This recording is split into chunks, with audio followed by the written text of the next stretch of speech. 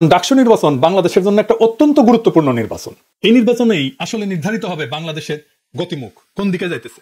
আমরা যদি ভালো একটা ডাকসু পাই তাইলে ভালো আগামীর বাংলাদেশ পাবো। বাংলাদেশের চিন্তা, বাংলাদেশের নেতৃত্ব, বাংলাদেশের চরিত্র নির্ভর করবে ঢাকা বিশ্ববিদ্যালয়ের উপরে এবং ডাকসু কেমন তৈরি হইতেছে সেটার উপরে।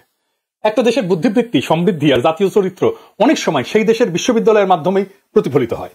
কিছু উদাহরণ দিই, যেখানে দেশ আর বিশ্ববিদ্যালয় যেন একে অন্যের প্রতীক হয়ে দাঁড়াইছে। যেমন ধরেন ইংল্যান্ডে অক্সফোর্ড আর কেমব্রিজ, ব্রিটিশ সাম্রাজ্যের উপনিবেশিক বিস্তার আর বুদ্ধিবৃত্তিক নেতৃত্ব এই অক্সব্রিজের সাথে যুক্ত। বিজ্ঞান বলেন, দর্শন বলেন, আইন বলেন, সবখানে এর ছাপ আছে। ফ্রান্সে সরবন, আমি যেখানে পড়েছি, ফরাসিগুলো থেকে শুরু করে সাহিত্য, দর্শন সবকিছুই এই সরবন থেকেই আসছে। ফুকো বলেন, জাপল সার্ট বলেন, সবাই সরবনের অ্যালামনাই।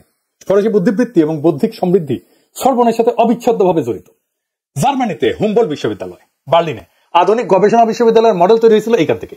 জার্মান দর্শন বলেন, পদার্থবিদ্যা বলেন, সমাজবিজ্ঞান বলেন, সবকিছুর ভিত্তি এখানে। আমেরিকাতে যেমন হার্ভার্ড আছে, এমআইটি আছে, স্ট্যানফোর্ড আছে।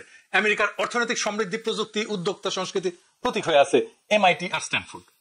আর রাজনৈতিক আর আইনি চিন্তার প্রতীক হয়ে আছে হার্ভার্ড।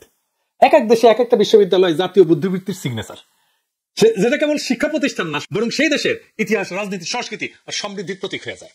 এই ঢাকা বিশ্ববিদ্যালয়ে যে ছাত্র সংসদ নির্বাচন ডাকসু হইতে যাইতেছে, সেটা এই বিজয়ীদের কাছে দেশবাসীর একটা প্রত্যাশা থাকবে।